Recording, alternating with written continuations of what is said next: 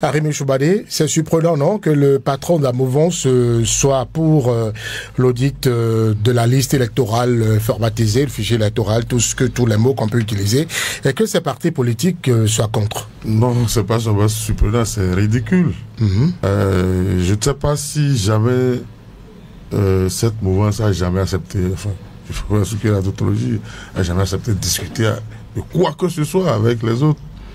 Et tout le monde sait très bien que si on veut négocier, c'est parce que dans un premier temps, on ne voulait pas regarder la loi. Sinon, tout le monde sait ce que la loi dit.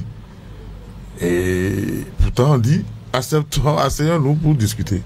Et on dit non, allons à la loi. Bon, ça explique tout. Et c'est pas la première fois que le chef a dit oui.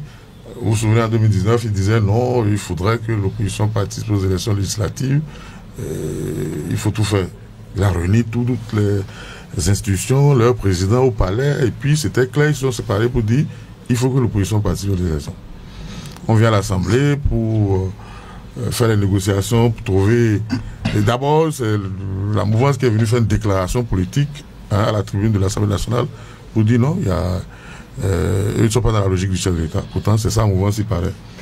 Et en 2019, ce sont les deux partis du chef de l'État qui a été aux élections. Bon, ça c'était une parenthèse. Et à chaque fois qu'il y a possibilité de se rapprocher les uns des autres, ils se campent derrière la loi et ils ont toujours dit au Parlement qu'il faut que s'exerce la dictature de la majorité. Dans les explications des lois qu'ils votent, explications de vote des lois qu'ils prennent à l'Assemblée nationale, ils ont toujours dit que pour eux, alors qu'on est parti de la conférence nationale avec le consensus, la rupture a inventé la dictature de la majorité et ils s'en tiennent à ça. C'est bizarre que ce soit eux qui ont fait la loi. Les autres se rapprochent d'eux pour dire oui, nous savons que vous avez la majorité, vous avez la dictature à l'Assemblée, néanmoins il faut qu'on discute. Vous dites non, il faut qu'on retourne à l'Assemblée pour que nous on soit dans notre confort de dictature. Bon, de toute façon, on discute on finit par discuter avec ses adversaires, on ne fait pas la paix avec ses amis, on fait la paix avec ses adversaires, ses ennemis. Et ils peuvent faire durer la crise autant qu'ils veulent. On finira un jour par s'asseoir, même si ce n'est pas aujourd'hui, mais c'est dans 50 ans, on finira par s'asseoir pour reconnaître que on ne peut pas continuer à faire comme si nous sommes dans un état où il y a des propriétaires, les autres ne sont que des locataires, ils n'ont rien à dire, il faut que... Et ça c'est l'aspect... Faut qu'ils subissent. Oui, c'est l'aspect légal, parce que moi, je ne sais pas ce qu'ils appellent base légale. Quand on a tué des Béninois en 2019, en 2021, pour des élections, après on est allé, sur quelle base légale on est allé pour aller voter une loi d'amnistie pour dire oublions tout ça, sans même négociation, sans même un petit office religieux pour les disparus. C'est ça la République? C'est ça, nous sommes ensemble? C'est ça le consensus? Non, moi je veux on va voir jusqu'où ces messieurs-là vont nous amener avec leur dictature de la majorité. On verra bien. Vous vous souvenez, quand ils étaient dans l'opposition, ils ont passé 10 ans à demander à Yahi de venir négocier. En vain. Mais bien entendu, vers la fin, il y a eu quand même des négociations, même si ce n'est pas des trucs de façon formelle. Il y a des partenaires qui sont entrés en jeu pour que nous ayons le code électoral de 2013. Et qu'une fois arrivés au pouvoir, unilatéralement, ils ont commencé par modifier. À partir de 2018, un code qui a été obtenu par consensus en 2013, ils ont commencé, ils sont sur la même lancée, ils veulent discuter avec personne, ils veulent rien entendre, ils veulent se cacher derrière leur base légale, c'est-à-dire leur confort de suprémacistes. Et nous allons voir jusqu'où tout ça va nous amener. Est-ce que c'était nécessaire pour les démocrates de requérir, d'avoir l'accord des autres forces politiques sur l'audit du fichier électoral? Non, je crois que les démocrates ont fait de la politique. Ils ont voulu éprouver la capacité des gens, de leurs adversaires à négocier. Sinon, ils ont dit à l'accord du chef de l'État qui a dit oui, allez auditer. C'est stratégique. Aller auditer. Non, je ne sais pas si c'est stratégique, mais ils ont eu le mérite d'avoir éprouvé cette volonté des gens en face de faire évoluer les choses. Est-ce qu'ils se considèrent ceux qui sont en face de comme des Béninois avec qui on peut discuter? On sait que la loi est là. On sait ce que dit la loi. Maintenant, on dit, on veut négocier, on dit non, retournons la loi. Parce qu'ils savent que c'est eux qui ont la majorité à l'Assemblée, c'est eux qui ont voté cette loi-là, et se cachent derrière cette loi-là. Donc, ils ne veulent pas de négociation. C'est clair dans leur tête. Le chef de l'État, je ne sais pas s'il avait mesuré, comment appelle-t-on, cette dimension de l'affaire avant de donner son accord et de dire, il a même dit de le faire eux-mêmes, et que si, bon, éventuellement, ils n'ont pas les moyens de venir à lui, que lui va donner les moyens. C'est-à-dire qu'en réalité, les démocrates auraient même pu faire des souscriptions volontaires au niveau de la population pour aller réaliser l'audit. On n'avait pas besoin d'aller négocier, même pas de retourner voir le chef d'État, puisqu'il dit que lui, en tant que chef de l'exécutif qui les accompagne. Bon, voilà, donc nous sommes dans cette configuration de gens qui sont sûrs de leur arrogance, sûrs de leur suprématie, et qui se cachent derrière pour dire, bon, écoutez, nous on discute avec vous, retournez à notre loi que nous avons imposée, que nous avons votée, et nous l'avons martelé, que nous sommes dans la dictature de la majorité. Voilà. Alors, le BR dit non, l'UPR non également. On sait à peu près la réponse des autres formations politiques alliées à la mouvance, disent-elles. Quelle réponse au non de ces forces politiques et quelle posture devraient adopter les démocrates? Avant de répondre à votre question, je dois faire observer deux choses. Je n'ai pas reçu mandat pour venir parler au nom du Bloc républicain, encore moins au nom de l'Union progressiste de renouveau. Mais étant, comme vous le dites, de la mouvance, j'ai mon regard sur la question. Deuxième point, en 2019, on l'a évoqué tantôt, en 2019, les choses ne se sont pas du tout passées de cette façon-là. Lorsque le chef de l'État a réuni les acteurs majeurs de la politique dans notre pays pour, n'est-ce pas, plaider la participation des forces politiques de l'opposition aux élections, un comité a été mis sur place, le président Ngouidji était donc là, un comité a été mis sur place, et c'est à la fin des travaux de ce comité-là que Eric Oundete notamment et un certain nombre de personnalités ont demandé à requérir l'avis des anciens chefs d'État, Boni Yahi et Nicéphore Soglo. Et puis, Vlam, il a refusé d'apposer sa signature sur le rapport. Et voilà. Qui a refusé? Ouais, qui a refusé? J'ai cité Eric Oundete, j'ai cité les membres du comité. Non, c'est Eric qui a refusé de signer. Est-ce que j'ai la parole? Allez-y, distinct. Moi, je ne fais que poser une question. Oui, donc, permettez-le de poursuivre. Et donc, c'est comme ça que ça s'était passé. Voyez-vous. Alors, cette année, écoutez, les forces politiques de la mouvance n'ont pas refusé de dialoguer. La belle preuve, ils ont ouvert les bras et accueilli leurs frères de l'opposition dans une ambiance conviviale. Mais il reste que, lorsque nous parlons de démocratie, à moins de dire que désormais nous ne sommes plus en démocratie. C'est pas au Bénin qu'on dit que la démocratie est la dictature de la majorité. Non. Et il n'y a aucune cité... C'est universel. C'est universel. Nous ne sommes pas non plus dans un régime de Proudhon où il n'y a pas de loi. Où nous ne sommes pas... Même au marché d'Antoine, il y a la loi. Voyez-vous? Et donc, une cité est forcément régie par des lois pour sa gestion. Même dans une maison, dans nos maisons, nous avons des lois. Voyez-vous, à partir de ce moment-là, en disant, oui, d'accord, vous souhaitez ceci, mais il faudrait que cela s'inscrive rigoureusement dans le cadre, n'est-ce pas, du respect des lois de la cité, en disant ça, on n'a pas fauté. Alors, répondez à la question. Au contraire, on a refusé le règne de la subversion, on a refusé le règne, n'est-ce pas, de la gestion de la cité au pifomètre. Parce que nous sommes une république élégante, nous sommes une république moderne, et donc nous avons des lois que nous nous sommes librement données. Ces lois sont en vigueur là.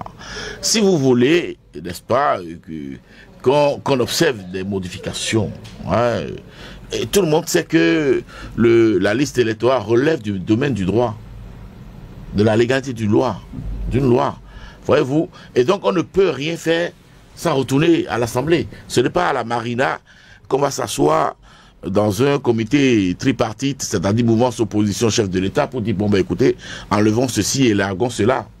Non, il faut forcément retourner à nos... Voyez-vous. Et donc en disant que cela s'inscrivent rigoureusement dans le cadre du respect de la loi, celui qui l'a dit n'a pas fauté, de mon point de vue. Voyez-vous.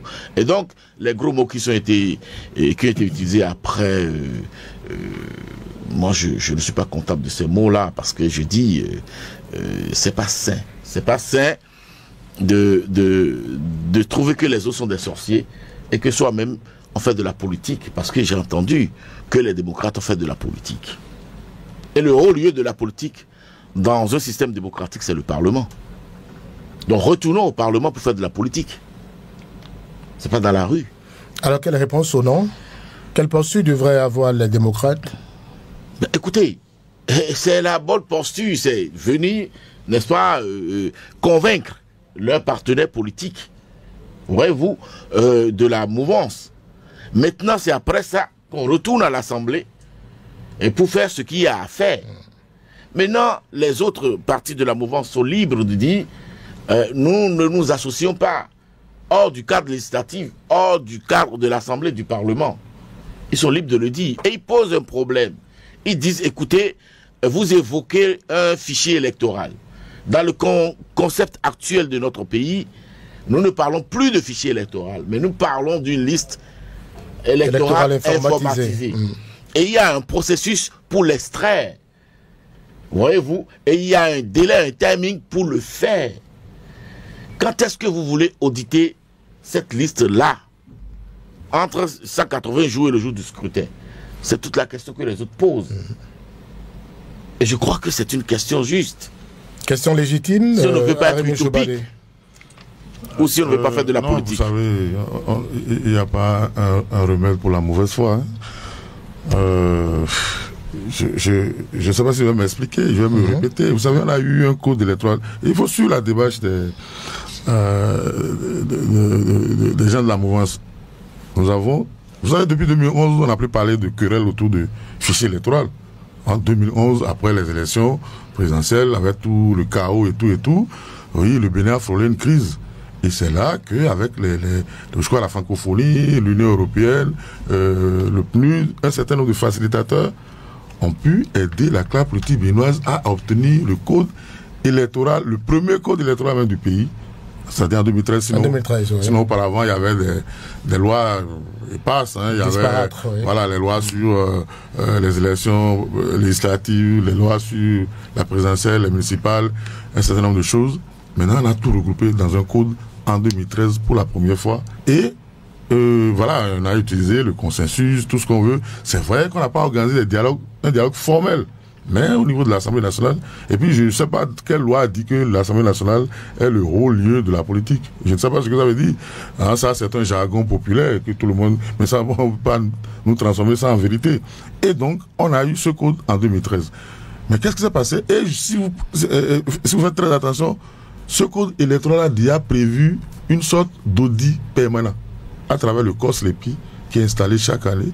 Et les années où il y a des élections, le COS a un travail particulier à faire. Il finit son travail, il remet le fichier électoral, ce qu'on peut qualifier de fichier ou de liste, à la Sénat, à la Cour constitutionnelle pour les élections. Mais les gars de la dictature de la... Vous savez, quand on dit que c'est dictature de la... Comment on peut faire quand on dit dictature de la majorité universelle? Ça veut dire que les minorités n'existent pas et que les majorités vont demeurer en l'état jusqu'à la fin des temps. Si c'est vrai que la dictature de la majorité, c'est-à-dire nous sommes là, c'est notre loi, c'est notre propriété privée, la République, nous en faisons ce que nous voulons, et que les minorités n'ont même pas le droit de citer. Si c'est ça la démocratie, ben chacun va chercher ses moyens d'épanouissement. Et nous allons aller à la chienlit. Tout ce que vous savez, dans certains pays où les majoritaires ont tout pensé qu'ils peuvent écraser les autres, vous savez ce que ça se passe. Pour mettre la paix en péril, on n'a pas besoin de beaucoup de personnes. On n'a pas besoin de beaucoup de personnes pour mettre la République en péril. Il suffit que 2 ou 3 qui sont fâchés, qui peuvent mettre la République en péril. Et c'est pour garantir leurs droits aux minorités qu'on parle de démocratie. C'est ça le projet? C'est pas comment on appelle. Non mais, depuis les élections 2019, 25 civils ont été tués par des tirs à balles réelles. C'est le projet de qui? Qui les a tués? Ce sont les opposants qui ont tué. Il y a des rapports même de la Commission des droits de l'homme de l'ONU qui existent.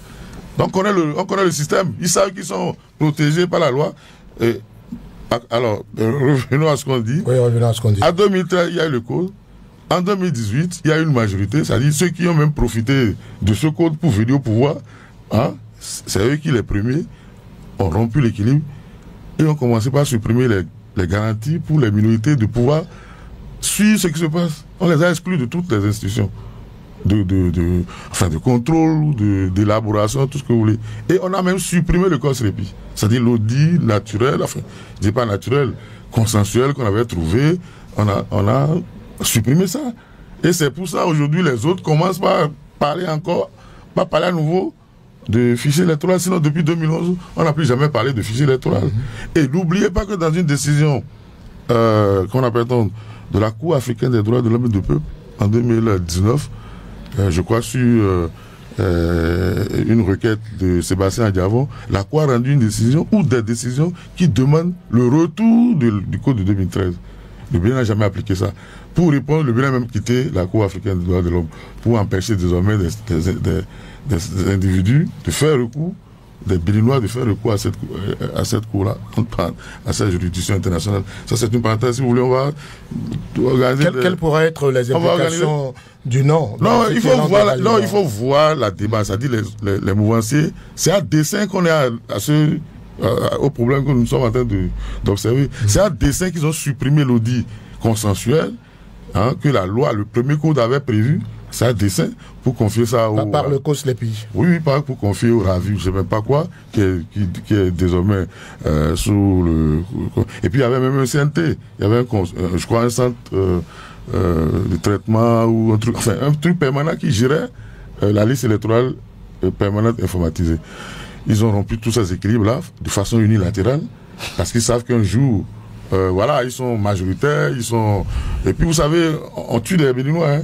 Et après, on vote une loi pour empêcher qu'on fasse la vérité sur... S'ils sont si sûrs d'appliquer la loi, pourquoi ils votent après la loi d'amnistie? S'ils sont si sûrs que c'est la loi qui a été appliquée, que c'est ce qui doit être fait, qui est fait, pourquoi après, parce qu'ils ont la majorité, ils vont se voter des lois d'amnistie pour empêcher que la vérité se sache ou que la justice se fasse? Bon, on est d'accord, hein, que c'est rodé, c'est arrogant, mais ils sont... De toute façon, rien ne peut rester immuable. On a beau dire, ils n'ont pas encore réussi à faire en sorte que Talon soit de nouveau candidat en 2026. Malgré toutes les ruses qu'ils ont utilisées, ça au moins ils n'ont pas pu réussir. Et il ne sera pas là. On va voir comment on va gérer la suite. Ça n'était pas prévu par la Constitution. Oui, mais je vous dis qu'ils ont tout rompu. Et si toutes les forces politiques s'alliaient au nom des progressistes, disent-elles, qu'est-ce qui allait se passer? Écoutez, moi je dis une chose, hein, je dis qu'il y a un mélange de tout, et je n'arrive pas à cerner vraiment, parce que ce qui s'appelait fichier électoral a été audité dans ce pays, hein, à la demande de la société civile. Je me rappelle que M. Jean-Baptiste Elias a eu, n'est-ce pas, conduit cette activité-là avec la participation de toutes les forces politiques de notre pays, hein, et en était sorti bien satisfait. Ouais, et donc, lorsqu'on me mélange tout de cette façon-là pour dire à chaque fois, et puis on tue des Béninois, on fait ci, on fait ça, je dis, est-ce que nous répondons à la question que vous posez réellement? La question que nous posons réellement, c'est de savoir si ce qui a été appelé pompeusement dans ce pays et qui fait malheureusement désormais force de loi est une aberration. Cette affaire de consensus, c'est une aberration. C'est pas autre chose, c'est une aberration juridique. Voyez-vous? Bien, écoutez, nous sommes dans un pays où parfois les sentiments prédominent, hein, où s'installe dans la préséance. Donc du coup, ce qu'on observe là aujourd'hui, c'est une expression, une manifestation d'une crise d'humeur que font les camarades de l'opposition. Oui, ils se sentent, n'est-ce pas, en minorité, ils se sentent... et ils ont peur. Ils ont peur parce que lorsqu'on sort du néant pour devenir député, la seule envie qu'on a, qui taillade, c'est de revenir député. Voyez-vous, et donc il y en a qui sont sortis. Du néant pour devenir des député. Personnalités qui sont devenues incidemment députés, qui sont devenus incidemment, enfin ou par défaut, législateurs, mais qui rêvent, hein, de revenir, hein, en 2026, qui rêvent, donc ils font tout. C'est normal, non? Il faut... C'est même humainement ce qui est logique. Voyez-vous, mais cela ne peut pas se faire outre la voie de la loi. C'est ça, en fait, ce qu'on leur dit, ce qu'on leur enseigne. Sinon, ils auraient pu, n'est-ce pas, mettre de côté leurs ressentis, leurs sentiments, et lire les tests, et ne pas venir parler de fichier électoral. En le disant, il y a une sorte d'anachronisme dans leurs pensées, dans leurs idées, dans leurs démarches. Et c'est ce qui est redressé par les forces politiques de la mouvance. La bataille, on va finir sur le sujet, Rémi, la bataille pour le code électoral, devenue moins préoccupante maintenant? Bon, enfin, c'est là la démarche. Aujourd'hui, voilà, c'est le code, justement, le débat sur le code électoral qui est la victime de cette... je ne sais pas ce qu'ils sont... Les gens disent, venez, on va discuter, ils disent non, allez lire la loi. C'est de l'arrogance à la limite. Hein? Mais ça cache justement le débat sur le code, puisqu'on n'est pas encore... Et puis, ils sont en train d'introduire incidemment le débat sur le code, en parlant de aller lire, hein? Aller lire, alors que les autres ont dit, bon non, écoutez, nous on veut juste aller voir si le fichier, enfin, si ce qui est un lieu de fichier électoral peut paraître crédible. Ça ne peut pas être prêt 180 jours avant le scrutin, c'est ce que dit la loi. Bon. Vous voyez, j'ai de la peine à écouter des choses comme ça. C'est-à-dire, c'est la rengaine, quoi. On dit, base légale, 180 jours. Tout le monde ne va pas répéter 180 jours, 180 jours, 180 jours. J'ai fait la genèse de ce code électoral. Mais quand je faisais la genèse tout à l'heure, ça semblait barbatif. Mais quand c'est pour répéter la ritournelle, 180 jours, mais c'est 180 jours. Le chef d'État ne savait pas que c'était 180 jours. Il était méconnaissant des tests. Pourtant, il a accepté, devant caméra, micro, d'y aller. De faire l'audit. Maintenant, ceux qui le supportent disent non, c'est 180 jours. Le chef de l'État n'est pas député. Non, c'est 180 jours. Je ne comprends pas. Le chef de l'État n'est pas député. Nous ne sommes pas dans la République des députés. Pour que tout ce qu'on doit faire dans cette République, c'est les députés. On veut faire la loi, on est à l'Assemblée nationale.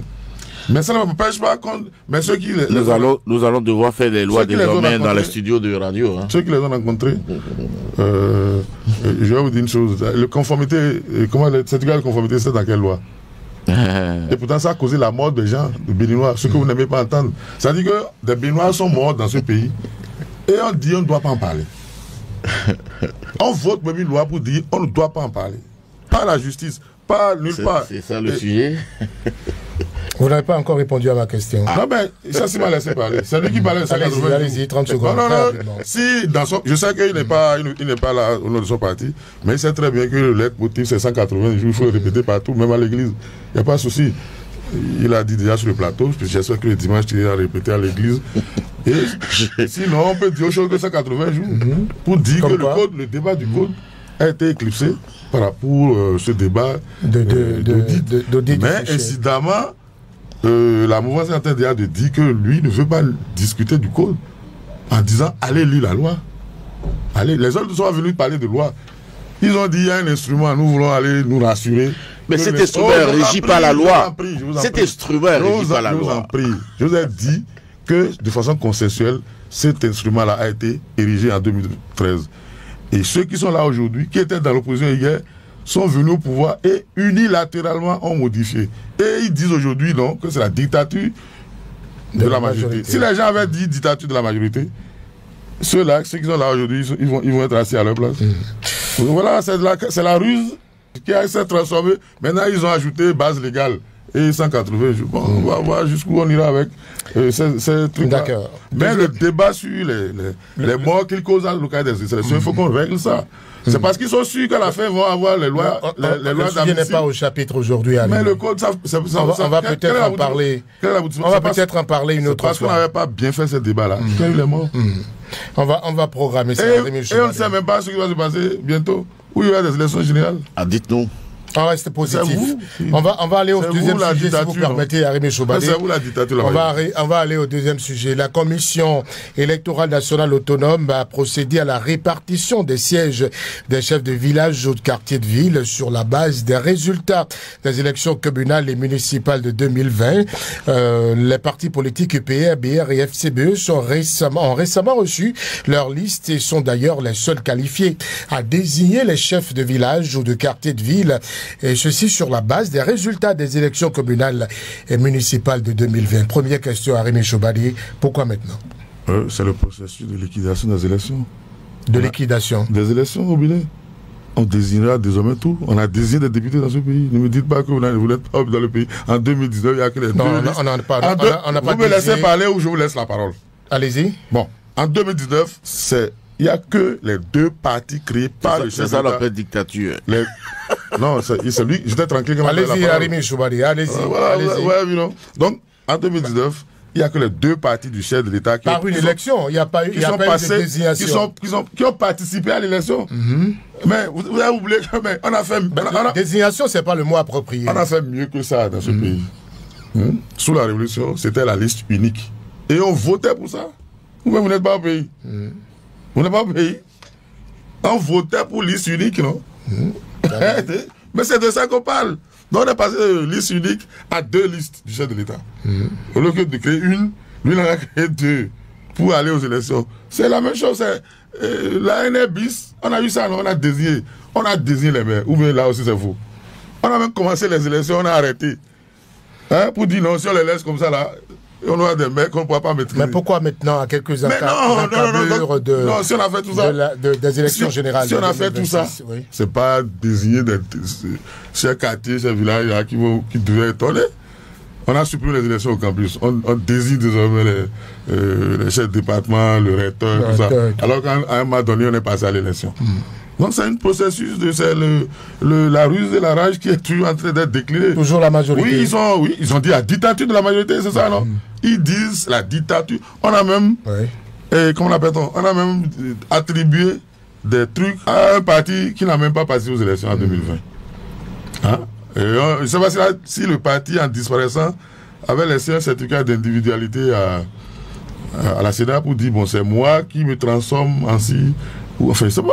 Quel problème cela pose, la désignation des chefs de village et de quartier, selon vous? Oui, mais c'est la suppression des élections. C'est plus la démocratie. On a dit que la démocratie doit être à la base. C'est ce qu'on avait dit. Qu'il faut que les gens à la base commencent par discuter des affaires du pays, par choisir eux-mêmes ceux qui vont les diriger. Mais désormais, ce ne sera plus le cas. On va les désigner. On va désigner les chefs de quartier de Malanville, ici au bureau de l'UP ou bien du BR à Cotonou. Ensuite, on a parlé... Vous permettez, je voudrais comprendre. Vous aurez la parole. Non, je voudrais comprendre, c'est lui qui a la parole. On a donné des à l'UPR n'a pas été aux élections. C'est l'UP qui était aux élections 2020. L'UP a pas, le PRD a pas. Or, eux-mêmes, ils ont dit qu'il n'y aura pas d'alliance, machin. Enfin, ce n'est même pas leur accord de gouvernement. En plus, l'accord, c'est avant, c'est pas après. Bon, bref. Enfin, eux-mêmes, ils ne se retrouvent pas, je suis d'accord avec sa question. En plus, on choisit seulement les chefs quartiers. Or, ce sont des conseils locaux qui existaient. C'était des conseils locaux. Des conseils locaux qui désignaient leur chef quartier. Les conseils locaux existent toujours, non? Oui. Non, mais non, c'est fini. Avant la désignation. Non, on désigne aujourd'hui. Maintenant, on désigne seulement les sécurité. On ne désigne pas le conseil local. C'est-à-dire qu'on a liquidé la démocratie là-bas, c'est terminé. On est en train de liquider progressivement ce que eux ils ont leur conception de la démocratie. C'est la dictature de la majorité. Donc ils vont rester au pouvoir jusqu'à la nuit des temps. C'est mieux que démocratie d'escafé, non? C'est pas. Mais la démocratie d'escafé, je dis que le président Talon et Yahya étaient des amis. Ils étaient au pouvoir ensemble. Et c'est à cette époque qu'on a sorti ce mot-là. Donc ils étaient ensemble, c'est leur conception ensemble. C'est pas moi, je ne sais pas, moi j'ai toujours été dans mon rôle d'observateur. Le président Talon se l'est approprié autrement. Je ne sais pas, ils savent de quoi ils parlent. C'est quoi l'objectivité d'une telle désignation, disent-elles? Désignation des chefs de village et de quartier. Sur votre plateau. C'est une voie conjoncturelle, transitoire? Sur votre plateau ici, j'ai dénoncé le fait qu'il y ait près de 5000 chefs villages ou chefs de quartier qui ne soient pas désignés jusqu'à là. Je l'ai dit plusieurs fois. Et donc, je me satisfais de ce que, enfin, les institutions de la République puissent écouter de ceux qui crient de cœur là. Et dire que qu'on les désigne maintenant. Je vais y arriver. La gestion de la cité locale se fait par des conseils communaux, enfin je dis communaux, les conseils locaux. Voyez-vous. Et donc la loi avait prévu, c'est pas aujourd'hui, la CEDA n'a rien inventé. La CEDA n'a fait qu'appliquer les tests en vigueur. Mais j'observe qu'on refute maintenant l'application des tests. Et quand on le fait, on a tort. Et alors, j'en ai à me demander... Mais quel est l'intérêt de légiférer sur la déviation? J'en suis à me demander pourquoi quel est l'intérêt de nous avons les tests alors. Alors, donc, la désignation des responsables de villages et de quartiers est décidée par, n'est-ce pas, le législateur béninois. Ce n'est pas une invention. Pour liquider la démocratie à la base, comme le dit Arimi? Alors, vous connaissez Arimi, quand il rentre dans ses essais, il voit tout comme... Est-ce qu'il n'y a pas, est-ce qu'il y a pas une pertinence dans ce qu'il dit? Non, aucune.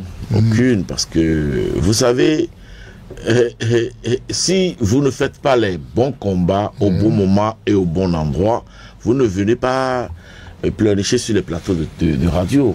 Non, je suis désolé. Il faut pouvoir remplir le Parlement de députés, de quantité de députés, qui vous permettent de contrôler, n'est-ce pas, les lois. Si vous ne le faites pas, écoutez, c'est pas sur les plateaux que vous allez faire... C'est une option pour les partis de la mouvance. J'ai entendu dire qu'on a octroyé... popularité à la base, c'est ça? J'ai entendu dire qu'on a octroyé des chefs villages et quartiers à un parti qui n'avait même pas... participé aux élections en 2020. Oui, parlez nommément, l'UPR. S'il vous plaît, je ne sais pas si vous avez suivi le processus de fusion du PRD à et de l'UPR et de l'UP. Ça a été fait par acte notarial, ça a été fait en fusion d'actifs et de passifs. Et ils l'ont dit clairement que tous les actifs de l'UP, du PRD deviennent désormais les actifs de l'Union progressiste de renouveau. Je ne suis pas militant de l'UPR, mais j'ai observé. Ils ont dit que tous les passifs, n'est-ce pas, du PRD et de l'UP à l'époque, deviennent les passifs de l'UPR de renouveau. Ils ont fait ça. Le problème est réglé. Donc à partir de ce moment-là, tout ce qui est héritage du PRD rentre dans l'escarcelle de l'Union progressiste et renouveau.